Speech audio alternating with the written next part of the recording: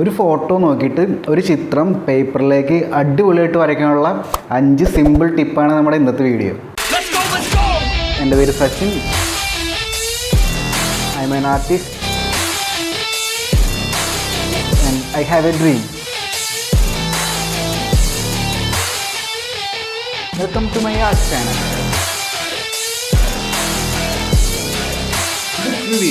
This is artist Sachin. Yeah. Let's go. If I go, I'ma get. When I flow, I'ma hit. And I know I'm the kid. I'm a soul, don't forget. Tip number 1, grid drawing. നമ്മുടെ WhatsApp ഗ്രൂപ്പിലും അതുപോലെ തന്നെ YouTube വീഡിയോസിൻ്റെ താഴെയൊക്കെ ഒരുപാട് discussions വരുന്ന ടോപ്പിക്കാണ് grid drawing. ഒരുപാട് പേര് എൻ്റെ അടുത്ത് ചോദിക്കാറുണ്ട് പേഴ്സണലി ഗ്രിഡ് ഡ്രോയിങ് എങ്ങനെ വരയ്ക്കാമെന്നറിയോ, അതുപോലെയുള്ള അതിൻ്റെ ടൂൾസൊക്കെ എങ്ങനെയാണെന്ന് ചോദിക്കാറുണ്ട്.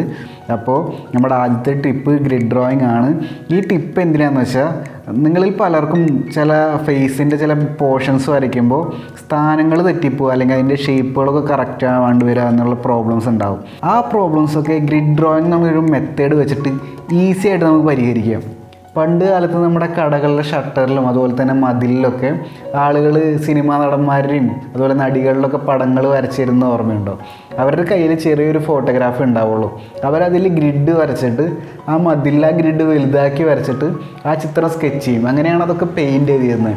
പക്ഷേ നമ്മുടെ ഇന്നത്തെ കാലത്ത് ഇതിന് വേണ്ടിയിട്ട് ഒരുപാട് നല്ല ആപ്പുകളുണ്ട്. അപ്പം ഞാൻ നിങ്ങൾക്ക് വേണ്ടിയിട്ട് ഗ്രിഡ് ഡ്രോയിങ്ങിനായിട്ട് നിങ്ങളെ ഹെൽപ്പ് ചെയ്യുന്ന ഒരു സൂപ്പർ ആപ്പ് പരിചയപ്പെടുത്തി തരാം. ആപ്പ് ഡൗൺലോഡ് ചെയ്യാനായിട്ട് പ്ലേ സ്റ്റോറിൽ പോവുക, ഡ്രോയിങ് ഗ്രിഡ് മേക്കർ എന്ന് പറഞ്ഞിട്ട് സെർച്ച് ചെയ്യാം. അപ്പോൾ നിങ്ങൾക്ക് ഈ ആപ്പ് കിട്ടുന്നതാണ്.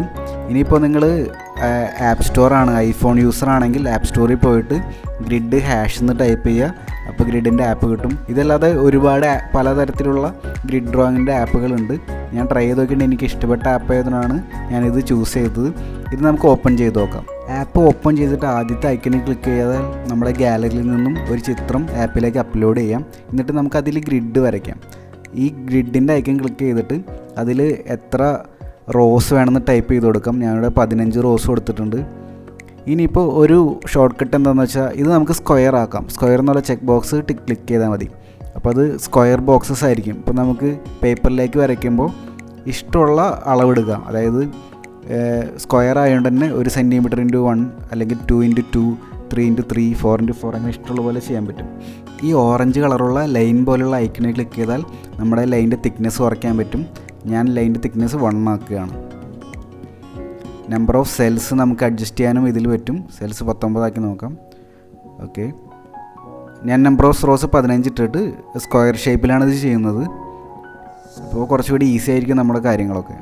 ഇവിടെ DI എന്നുള്ള ഓപ്ഷൻ ക്ലിക്ക് ചെയ്താൽ ഡയഗണൽ ലൈൻസ് വരും. അപ്പോൾ കുറച്ചുകൂടി ഡീറ്റെയിൽ നമുക്ക് ഗ്രിഡ് നോക്കി വരയ്ക്കണമെന്നുണ്ടെങ്കിൽ ഈ ഒരു ഓപ്ഷൻ നമുക്ക് ചെക്ക് ചെയ്ത് വയ്ക്കാം. ഇനി നമുക്ക് LA എന്നുള്ള ഓപ്ഷൻ ക്ലിക്ക് ചെയ്യുകയാണെങ്കിൽ ഓരോ ബോക്സിനും ഓരോ നമ്പർ കിട്ടും. ഇനിയിപ്പോൾ നമുക്ക് പേപ്പറിൽ വരയ്ക്കുമ്പോൾ നമ്മുടെ ഓരോ ബോക്സ് എണ്ണി നമുക്ക് കൺഫ്യൂഷൻ ആക്കേണ്ട ആവശ്യമില്ല. ഈ നമ്പർ പേപ്പറിലേക്ക് എഴുതി വെച്ചാൽ മതി. പിന്നെ നമുക്ക് ലൈനിൻ്റെ കളേഴ്സ് മാറ്റാൻ പറ്റും. ലൈനിൻ്റെ ബ്ലൂ കളറാക്കാം. ഞാനിവിടെ ബ്ലാക്ക് ലൈൻസാണ് യൂസ് ചെയ്യുന്നത്. ഈ ചിത്രത്തിന് അനുയോജ്യം ബ്ലാക്ക് ലൈൻസാണ്. ഇനി നമുക്ക് ഈ ചിത്രം സേവ് ചെയ്യാം. രണ്ടാമത്തെ ഐക്കൺ ക്ലിക്ക് ചെയ്താൽ ഈ ചിത്രം നമ്മുടെ ഗാലറിയിൽ പോയിട്ട് സേവ് ആവുന്നതാണ്. നമുക്ക് ഗാലറിയിൽ നിന്ന് ചിത്രം ഓപ്പൺ ചെയ്ത് നോക്കാം. അപ്പോൾ ഇതാണ് നമ്മുടെ ഫോട്ടോ. നമ്മുടെ ഫോട്ടോയിലേക്ക് ഗ്രിഡൊക്കെ വന്നിട്ടുണ്ട്. ഇനിയിപ്പോൾ നമുക്ക് ഈ ഗ്രിഡ് നോക്കിയിട്ട് നമുക്ക് പേപ്പറിലേക്ക് വരയ്ക്കാം. ഗ്രിഡ് ഞാൻ സ്ക്വയറിലാണ് എടുത്തത്. അപ്പോൾ നമുക്ക് ഇഷ്ടമുള്ള പോലെ സ്ക്വയർ വരയ്ക്കാം. നമുക്ക് 2 സെൻറ്റിമീറ്റർ നീളവും 2 സെൻറ്റിമീറ്റർ വീതിയുള്ള സ്ക്വയർസ് വരയ്ക്കാം. അല്ലെങ്കിൽ 3 സെൻറ്റിമീറ്റർ നീളവും 3 സെൻറ്റിമീറ്റർ വീതിയുള്ള സ്ക്വയർ വരയ്ക്കാം. ഇഷ്ടമുള്ള അളവ് എടുക്കാം. ഞാനിവിടെ 2 സെൻറ്റിമീറ്റർ നീളവും 2 സെൻറ്റിമീറ്റർ വീതിയുള്ള സ്ക്വയേഴ്സാണ് വരച്ചത്. ഇനി നമുക്ക് ഈ ചിത്രം നോക്കി ഈസി ആയിട്ട് പേപ്പറിലേക്ക് കോളംസ് വരയ്ക്കാം. താഴെ എനിക്ക് 10 ബോക്സാണുള്ളത്. മുകളിലേക്ക് എനിക്ക് 15 ബോക്സ് ഉണ്ട്. അപ്പോൾ ഞാൻ 2 സെൻറ്റിമീറ്ററിൻ്റെ നീളം വീതിയുള്ള ബോക്സസാണ് വരയ്ക്കുന്നത്. അപ്പോൾ അതിനനുസരിച്ചിട്ട് ആദ്യം വലിയൊരു സ്ക്വയർ വരയ്ക്കുക, പിന്നെ അതിനെ ഡിവൈഡ് ചെയ്തെടുക്കുക. ഇത്രയും കാര്യങ്ങൾ കഴിഞ്ഞാൽ നമുക്ക് വളരെ ഈസി ആയിട്ട് മൊബൈലിൽ നോക്കി ഓരോ ബോക്സ് നോക്കുക, അതിൻ്റെ ഉള്ളിൽ എന്താണെന്ന് നോക്കുക, സിമ്പിളായിട്ട് വരയ്ക്കാം. ഇവിടെ ഞാൻ ഒരു 2H പെൻസിൽ വെച്ചിട്ടാണ് ഇത് വരയ്ക്കുന്നത്. ഞാൻ ഗ്രിഡൊക്കെ 2H പെൻസിൽ വെച്ചിട്ടാണ് ഇട്ടിരിക്കുന്നത്. അപ്പോൾ നമുക്ക് വളരെ ലൈറ്റായിട്ട് മാച്ച് കളയാൻ പറ്റുന്ന ഗ്രിഡ്സൊക്കെ വരയ്ക്കാൻ പറ്റും. ഷെയ്ഡ് ചെയ്യാനായിട്ട് ഞാൻ യൂസ് ചെയ്യുന്നത് ആർട്ട് ലൈനിൻ്റെ പല ഗ്രേഡിലുള്ള പെൻസിൽസാണ്.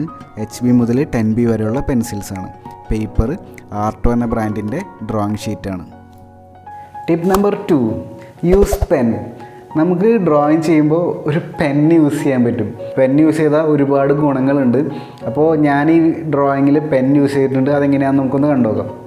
നമ്മുടെ ചിത്രത്തിലെ വൈറ്റ് ഹെയേഴ്സൊക്കെ വരയ്ക്കാനായിട്ട് പെന്ന് യൂസ് ചെയ്യാം. ഇതിനായിട്ട് മഷി തീർന്ന ഒരു പെന്നാണ് നമുക്ക് ആവശ്യം. എന്നിട്ട് വൈറ്റ് ഹെയേഴ്സുള്ള ഭാഗത്ത് പെന്ന് വെച്ചിട്ട് നമ്മൾ ഹെയർ പോലെ വരച്ചിടുന്നു. ചെറുതായിട്ടൊന്ന് പ്രസ് ചെയ്തിട്ട് വേണം ഈ ഒരു പ്രോസസ്സ് നമ്മൾ ചെയ്യാനായിട്ട്. ഇപ്പോൾ പേപ്പറിൽ ചെറിയൊരു കുഴി പോലെ ഒരു രൂപം ഉണ്ടാവും. എന്നിട്ട് ഇതിൻ്റെ മുകളിലൂടെ പെൻസിൽ വെച്ച് ഷെയ്ഡ് ചെയ്താൽ ആ കുഴിയിലേക്ക് ഷെയ്ഡ് ഇറങ്ങാത്തതുകൊണ്ട് ആ ഭാഗം നമുക്ക് വൈറ്റായിട്ട് കാണാം. സിമ്പിൾ ടെക്നിക്കാണെങ്കിലും ഇതിൻ്റെ റിസൾട്ട് നല്ല രസമാണ്. അപ്പോൾ ഇത് നോക്കൂ, വൈറ്റ് ഹെയേഴ്സ് തന്നെ ചിത്രത്തിൽ വരുന്നത് കണ്ടോ. അപ്പോൾ ഈ ടെക്നിക്ക് നിങ്ങളൊന്ന് യൂസ് ചെയ്ത് നോക്കണം. ഇൻഡൻറ്റിങ് എന്നാണ് ഈ മെത്തേഡിനെ പറയുന്ന പേര്. Tip number 3, using dark shades. Dark shades നമുക്ക് കുറച്ചുകൂടി ഇമ്പ്രൂവ് ചെയ്യാനായിട്ട് ഒരുപാട് പെൻസിൽസ് നമ്മളെ സഹായിക്കും. ഞാൻ നേരത്തെ പറഞ്ഞല്ലോ, നമ്മൾ 2H, 3H, 4H എന്നീ പെൻസിലുകളൊക്കെ വളരെ ലേറ്റ് ആയിരിക്കും. അതുകൊണ്ട് ആ പെൻസിലായിരിക്കും നമ്മൾ ഔട്ട്ലൈൻ ചെയ്യാനായിട്ട് യൂസ് ചെയ്യാം. പക്ഷേ ഷെയ്ഡ് ചെയ്യുമ്പോൾ കൂടുതൽ ഡാർക്ക് ഷെയ്ഡ് കിട്ടാനായിട്ട് B റേഞ്ചിലുള്ള പെൻസിലുകൾ, അതായത് 2B, 3B, 4B, 5B, 6B, അങ്ങനെ നമ്മുടെ ഈ ഡ്രോയിങ്ങിൽ 10B വരെയുള്ള പെൻസിൽ ഞാൻ യൂസ് ചെയ്തിട്ടുണ്ട്. 10B ഒക്കെ നല്ല ഡാർക്കായിരിക്കും. അപ്പോൾ ഡാർക്കുള്ള പോർഷൻസിൽ ഡാർക്കുള്ള പെൻസിൽ തന്നെ യൂസ് ചെയ്താൽ കുറച്ചുകൂടി സൂപ്പറായിരിക്കും നമ്മുടെ painting. Tip number 4, shade blend ആയിട്ട് നമുക്ക് ഒരുപാട് മെറ്റീരിയൽസ് ഉണ്ട്. പേപ്പർ സ്റ്റമ്പ് ഉണ്ട്, ടിഷ്യൂ പേപ്പർ ഉണ്ട്, അതുപോലെ തന്നെ കോട്ടൺ ബഡ്സ് ഉണ്ട്. ഒന്നിൽ നമുക്ക് പേപ്പർ വരെ യൂസ് ചെയ്യാൻ പറ്റും.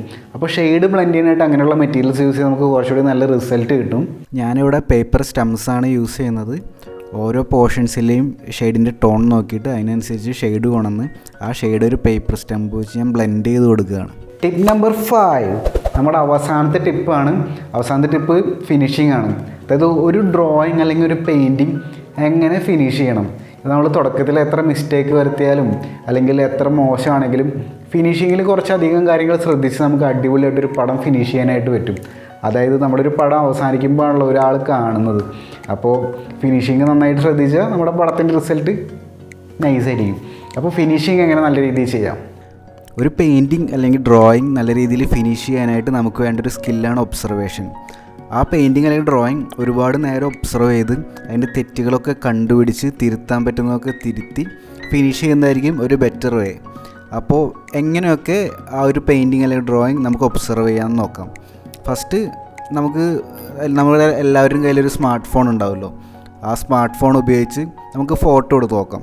പല ആംഗിൾസിൽ നിന്ന് ഫോട്ടോ എടുക്കാം, പല ലൈറ്റിംഗ് കണ്ടീഷൻസ് വെച്ചെടുക്കാം.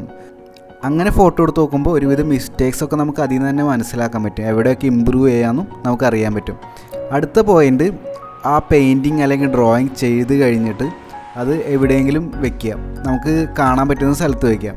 അപ്പോൾ നെക്സ്റ്റ് ഡേ അല്ലെങ്കിൽ കുറച്ച് മണിക്കൂറുകൾ കഴിഞ്ഞ് നമ്മൾ ആ വഴി കടന്നു പോകുമ്പോഴൊക്കെ ജസ്റ്റ് ഒന്ന് നോക്കാം. ചിലപ്പോൾ ആ നിമിഷമായിരിക്കും നമുക്ക് പുതിയ ഐഡിയാസ് വരുന്നത്, അല്ലെങ്കിൽ ഈ ഒരു ഭാഗം ഇമ്പ്രൂവ് ചെയ്യാനുണ്ടെന്ന് നമുക്ക് മനസ്സിലാവാം. മൂന്നാമത്തെ പോയിൻ്റ് എന്താണെന്ന് വെച്ചാൽ ഒരു മിററിൻ്റെ അടുത്ത് പോയിട്ട് പെയിൻറ്റിങ് വയ്ക്കുക. അപ്പോൾ ലെഫ്റ്റ് ടു റൈറ്റ് ഫ്ലിപ്പായിട്ട് മിറർ ഇമേജ് നമുക്ക് ആ മിററിൽ കിട്ടും. അപ്പോൾ നമുക്ക് കുറച്ചുകൂടി കാര്യങ്ങൾ വേറൊരു പെർസ്പെക്റ്റീവിൽ നമ്മൾ ആ ഡ്രോയിങ് അല്ലെങ്കിൽ പെയിൻറ്റിങ്ങിനെ നോക്കിക്കണ്ട് കുറച്ചുകൂടി നല്ല രീതിയിൽ ഇമ്പ്രൂവ് ചെയ്യാനുള്ള കുറച്ച് പോയിൻറ്റ്സ് നമുക്ക് അതിൽ നിന്ന് കിട്ടും. അപ്പോൾ മിററിൽ നോക്കിയിട്ട് മിസ്റ്റേക്സ് കണ്ടുപിടിക്കാനും പറ്റും. അപ്പോൾ സംഭവം ഇത്രേ ഉള്ളൂ. ഒരു പടം വരച്ച് കഴിഞ്ഞിട്ട് അതിന് ഫിനിഷിങ്ങിന് വേണ്ടിയിട്ട് കുറച്ച് ടൈം കൊടുക്കുക. വ്യത്യസ്തമായ കാഴ്ചപ്പാടുകളിൽ നിന്ന് ആ ചിത്രത്തെ നമുക്ക് നോക്കി കാണാം, കുറച്ചുകൂടി ഇമ്പ്രൂവ് ചെയ്യാനായിട്ട് ശ്രമിക്കാം. അപ്പോൾ ഇതൊക്കെ ചെയ്താൽ ഫിനിഷിങ്ങിൽ ക്ലീനായിട്ടൊരു സൂപ്പർ ചിത്രം നമുക്ക് കിട്ടുന്നതായിരിക്കും. ഈ 5 ടിപ്പുകൾ യൂസ് ചെയ്തിട്ടാണ് പിക്കാസോൻ്റെ ഈ പോർട്രേറ്റ് ഞാൻ കംപ്ലീറ്റ് ചെയ്തത്.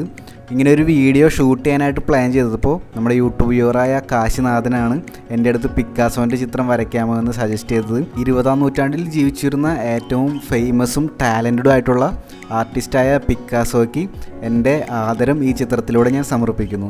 അപ്പോൾ ഒരു ഫോട്ടോ നോക്കി ഒരു ചിത്രം റിയലിസ്റ്റിക് ആയിട്ട് ഒരു പേപ്പറിലേക്ക് വരയ്ക്കാനുള്ള 5 ഈസി ടിപ്സാണ് ഞാൻ നിങ്ങൾക്ക് പറഞ്ഞു തന്നത്. ഈ ടിപ്സ് യൂസ് ചെയ്ത് നിങ്ങൾ ചിത്രങ്ങൾ വരച്ച് നോക്കുക. വരച്ച ചിത്രങ്ങളൊക്കെ എനിക്ക് അയച്ചു തരിക. എന്ത് സംശയം ഉണ്ടെങ്കിലും കമൻറ്റ് ബോക്സിൽ എന്നോട് നിങ്ങൾക്ക് ചോദിക്കാം. അപ്പോൾ വീഡിയോ ഇഷ്ടപ്പെട്ടാൽ നിങ്ങൾ ചാനൽ സബ്സ്ക്രൈബ് ചെയ്യുക, ലൈക്ക് ചെയ്യുക, കമൻറ്റ് ചെയ്യുക, ഷെയർ ചെയ്യുക. അടുത്ത ദിവസം മറ്റൊരു വീഡിയോ ആയിട്ട് നമുക്ക് വീണ്ടും കാണാം. I stay loose, I stay hype. I stay loose, I stay hype. I stay loose, I stay hype.